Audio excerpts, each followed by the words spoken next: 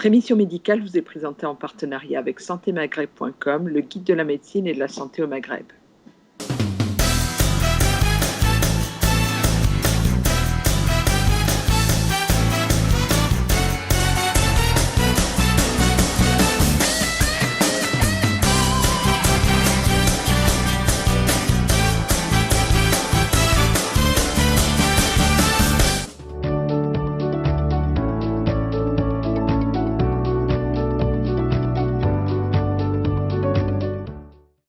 J'exerce dans le secteur libéral à Marrakech, au Maroc. Je suis d'Agadir. C'est la 4e fois que j'assiste aux journées dermatologiques de Paris, qui sont des journées internationales, au cours desquelles on discute toutes les nouveautés en matière de dermatologie, de vénérologie et de dermatologie interventionnelle. J'ai eu mon doctorat en médecine en 2013 et puis j'ai fait ma spécialité durant 4 ans, au cours desquels on a fait des stages hospitaliers au sein du centre hospitalier universitaire. Donc ça couvre la dermatologie générale et puis la vénérologie, et on fait également des formations, des DU, diplômes interuniversitaires concernant tout ce qui est esthétique, la dermatologie interventionnelle. Donc j'ai exercé en tant que médecin résidente au sein du CHU à Marrakech, et puis après les 4 ans je me suis installée dans le secteur libéral à Marrakech. Il y a un grand écart entre la pratique hospitalière et la pratique dans le milieu libéral. Du coup, par exemple, contrairement aux autres spécialités, en dermatologie, on prend surtout en charge dans le milieu hospitalier les dermatoses qui sont chroniques. Je peux citer l'exemple des cancers cutanés, des lymphomes, des dermatoses d'ordre immunologique comme le lupus, la sarcoïdose, la sclérodermie, le psoriasis aussi, parce que c'est des pathologies dont la prise en charge reste lourde et même le coût ça reste très élevé. Donc c'est l'apanage de la pratique hospitalière, que ce soit dans les hôpitaux régionaux ou bien les hôpitaux universitaires. Par contre, dans la pratique libérale, en pratique de vie, c'est plutôt les dermatoses dont la prise en charge reste beaucoup moins lourde. Je peux citer l'exemple l'acné, la rosacée, chute de cheveux, mélasma, la dermite séborique, les mycoses cutanées, les onychomycoses. Donc c'est différent. Je fais la dermatologie générale, que ce soit pour les hommes ou bien les femmes, et la dermatologie pédiatrique. Comme vous le savez, la médecine en général, ou bien la dermatologie, c'est un domaine qui est très vaste. Il faut assurer toujours la formation médicale continue. Donc ce genre de manifestation scientifique, c'est une occasion pour nous, les praticiens, pour actualiser nos connaissances en matière de diagnostic, en matière de traitement, en matière de soins. C'est un domaine en évolution continue. Depuis les années 90. Il y a des dermatos, il y a des médecins généralistes et aussi des plasticiens. Les trois peuvent pratiquer. Généralement, toute personne qualifiée, tout médecin qualifié qui a fait une formation certifiée dans ce domaine peut pratiquer la médecine esthétique. Et la dermatologie interventionnelle en général, que ce soit la chirurgie dermatologique ou bien la dermatologie esthétique. Est-ce qu'il y a des maladies dermatologiques qui sont plus importantes, que c'est important au Maroc et qui ont peut-être disparu ici et qu'on n'aborde pas du tout dans les congrès? Oui, il y a l'exemple des dermatoses infectieuses. Je peux citer l'exemple la gale. Donc la gale, comme vous le savez, elle est peu répandue en Europe. Contrairement chez nous, ça reste une pathologie très fréquente. Vu la promiscuité, le bas niveau socio-économique de nos patients, c'est une pathologie qui reste encore d'actualité dans notre contexte marocain. Oui. Et dans d'autres pathologies Alors il y a la gale, il y a la pédiculose du cuir chevelu, la pédiculose corporelle, il y a toutes dermatoses infectieuses, les dermoépidermites, la furonculose, les folliculites.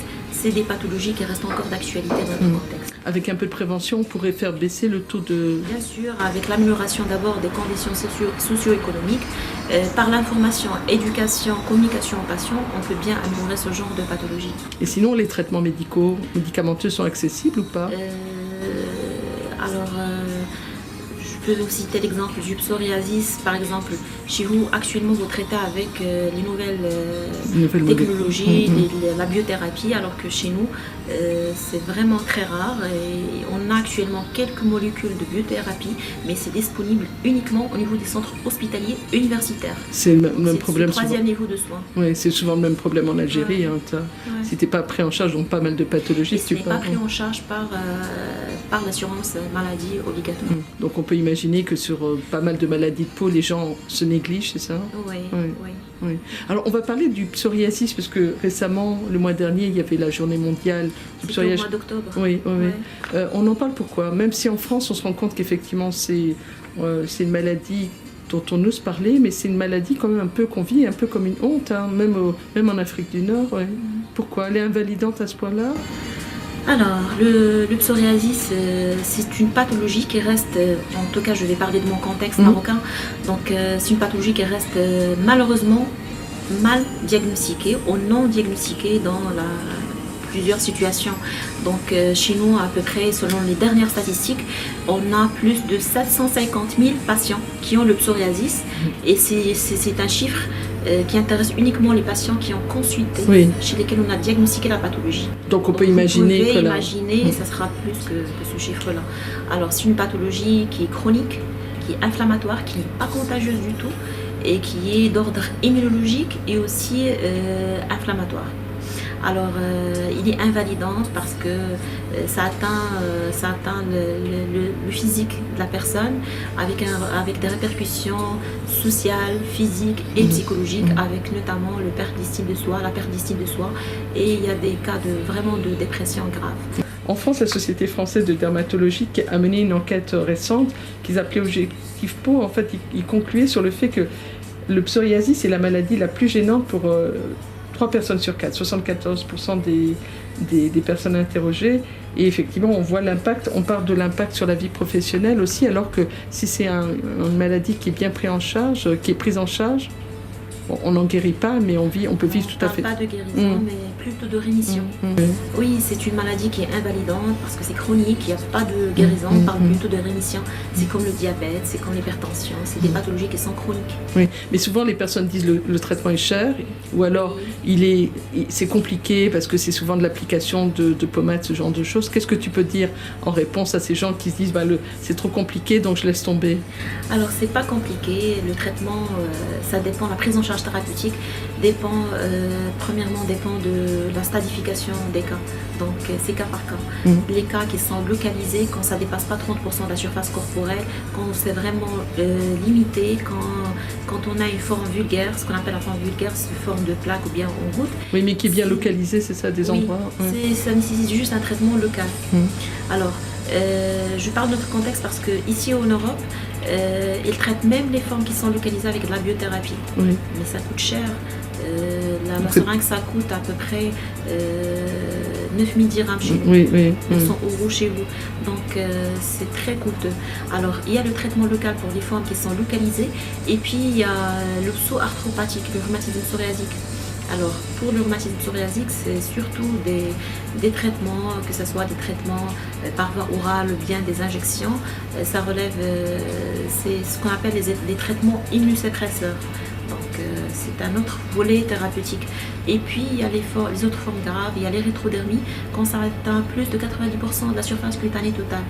Et puis il y a la forme pustuleuse quand on a des petits boutons avec du pus, des pustules. Alors dans ce cas-là, il y a une prise en charge, ça demande une prise en charge beaucoup plus lourde et des traitements, notamment la biothérapie, qui reste inaccessible dans notre contexte. On associe souvent le psoriasis à la qualité de vie. On dit que souvent le psoriasis touche plus les personnes stressées. C'est le cas ou pas? Alors, pour la physiopathologie, pour étudier les causes exactes du psoriasis, ça reste approuvé, c'est pas hypothétique, c'est toujours hypothétique. Il y a plusieurs facteurs. Il y a la prédisposition génétique. Dans un tiers des cas, on trouve des antécédents familiers chez le patient. Il y a des facteurs environnementaux qui vont déclencher, parce que c'est des gènes qui sont responsables de l'apparition de la maladie, et puis c'est des facteurs externes qui vont la faire révéler.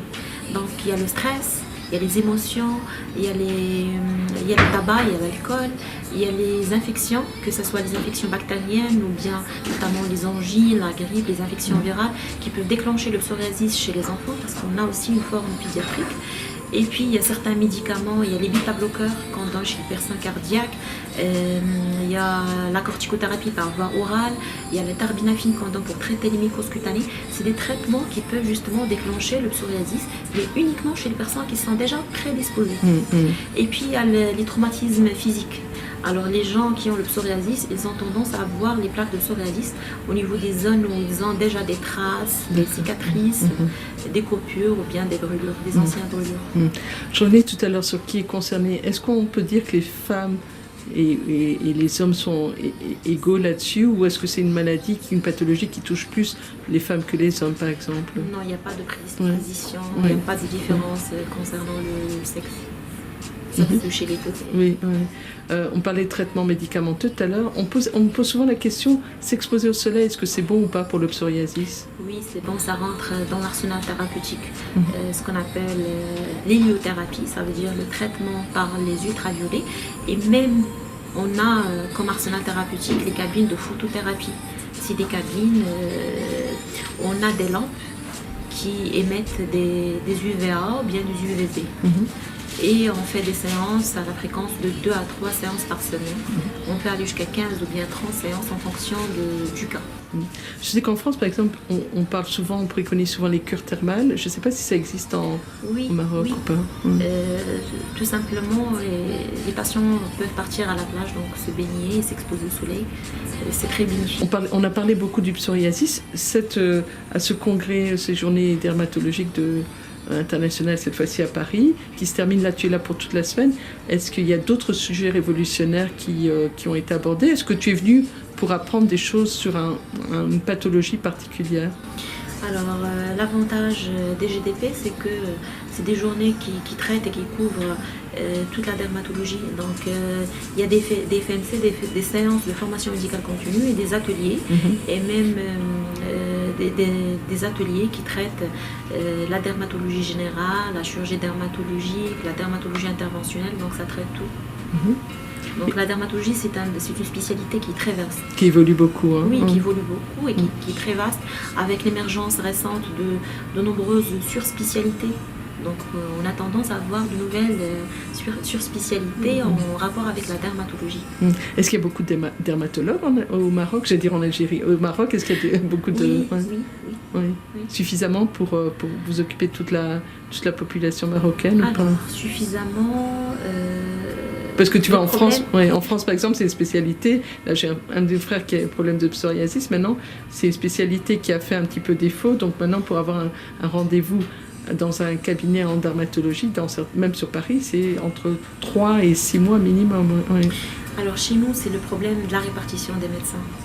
Donc la plupart des spécialistes, ils sont concentrés dans les grandes villes, dans l'Axe, Rabat, Casa, Marrakech, je vais dire. Donc c'est une mauvaise répartition des médecins plutôt. Mais par rapport au nombre, je pense que c'est suffisant, plus ou moins suffisant, oui. Et c'est à l'occasion de ces journées, tu rencontres beaucoup de tes confrères qui exercent par exemple ici, parce que je sais qu'il y a médecin à diplôme étranger ou étranger, il y a beaucoup de Marocains qui exercent en France. Oui, c'est une occasion pour justement échanger les expériences entre les congressistes, que ce soit les congressistes venant du pays du Maghreb ou bien les Européens. Oui. J'allais dire, l'Algérie, tu ne connais pas du tout, toi. Si, je connais quelques confrères. Ouais. Mais tu n'es jamais partie en Algérie? Si, j'ai assisté la dernière fois, ça fait à peu près 3 ans, j'ai assisté au congrès maghrébin de dermatologie. D'accord. C'était en Alger. C'était à Alger? Oui, Alger, d'accord. Tu vas rentrer au Maroc, par exemple. Est-ce que cette semaine de rencontre aura changé ta vision sur certains sujets, ou est-ce que, voilà... Bien sûr. C'est comme une sorte de mise au point. C'est comme une sorte de mise au point. Donc, c'est vrai, on actualise nos connaissances, mais dans la plupart des cas, on est rassuré. Donc, nos pratiques n'est pas loin de la pratique ici. Donc, c'est rassurant. Oui. Un mot sur les mélanomes et les cancers de la peau. Alors, c'est peut-être pas la période spécialement où on en parle, mais on en parle plus. Mais tu vois, toi, de plus en plus de cancers de la peau? Oui, c'est très fréquent en Europe. Par contre, au Maroc, ça se vit plutôt dans le milieu rural. C'est des gens de la montagne qui s'exposent trop au soleil, les agriculteurs. Le mélanome, ça existe, mais c'est pas très fréquent par rapport à vous. Voilà, les autres cancers cutanés, carcinome épidermide, carcinome basoculaire, c'est surtout chez les gens âgés qui s'exposent trop au soleil dans le rural. Donc si la dermatologue avait quelques conseils comme ça pour bien vivre et bien prendre soin de sa peau, ce serait quoi? Alors ça commence par une alimentation saine, équilibrée. Il faut boire de l'eau, une moyenne de 8 verres par jour. Il faut éviter de s'exposer trop au soleil. Il faut utiliser un photoprotecteur avec un indice de protection 50+. Donc je parle de notre contexte marocain. Oui. Pour vous, 30+, c'est suffisant, c'est largement suffisant. Parce que ça ne protège pas uniquement des ultraviolets, mais également de la lumière visible. Il est aussi néfaste, la lumière des smartphones, la lumière du jour, il est aussi néfaste. Voilà, donc bien sûr il faut choisir les produits cosmétiques en fonction de notre peau, et il faut éviter d'utiliser les produits qui contiennent beaucoup de filtres chimiques, parce que on ne sait pas, c'est vrai, il n'y a pas d'effet secondaire notable pour le moment, mais on ne sait pas. Donc la science évolue, on ne sait jamais, un jour on pourra détecter des effets secondaires. Oui, on n'a pas encore assez de recul effectivement pour pouvoir dire les bienfaits.